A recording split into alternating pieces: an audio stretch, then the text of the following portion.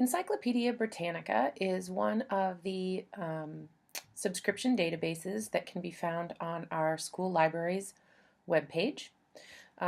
Encyclopedia Britannica is most useful at the very beginning stages of your research in order to establish the background of the topic you're researching, to help you define terms, learn about specific events or people, and consider the historical context. It's also good for clarifying terms that you run across as you are in more advanced stages of your research. From home, you will need to go to the resource board on TOLOGNet and access this link to the library passwords for our databases so that you can have remote access. But while on campus, you can simply click on the link from TOLOGNet and find yourself here on Britannica's homepage. We're going to do a basic search, though you can scroll down and see some of the featured items, including research tools and ebooks and primary sources, a specific media collection, and other types of search mechanisms that might be useful.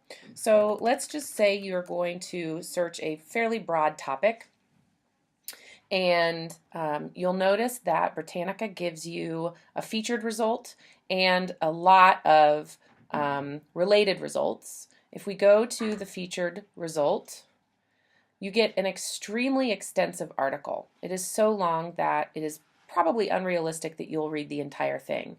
Note that for lengthy articles such as this, there is a table of contents that exists in a drop-down menu that will allow you to navigate to the specific section that you might want to use.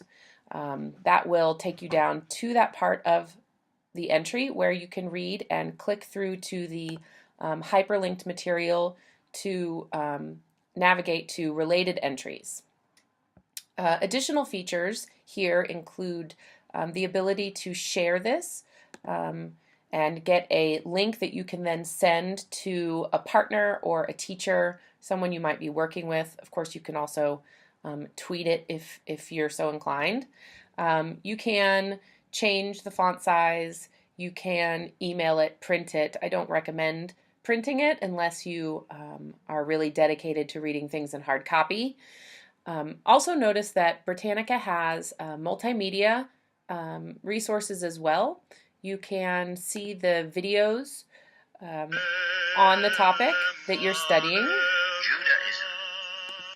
And I'll just pause that. Note that each one will also have a caption giving you an indication of what will be contained in the video, and the MLA style citation for that, which makes it pretty easy for you to use this as a source for your research.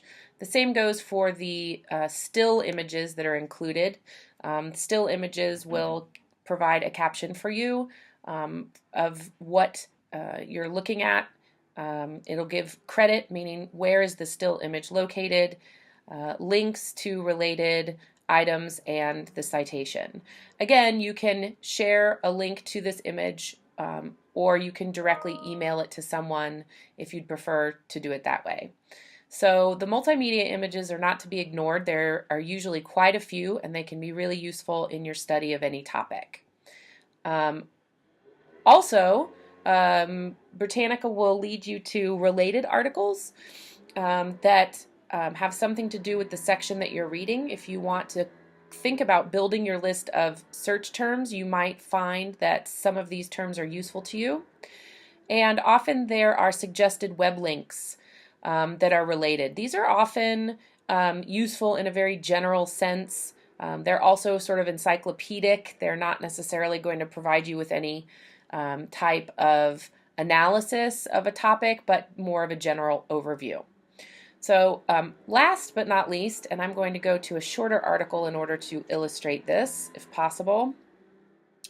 At the end of each of these articles, you will find, yeah, there we go, the citation for this encyclopedia entry. So again, using the databases has, there are many advantages, one of which is they provide you with the citation in whichever citation style you've been asked to use.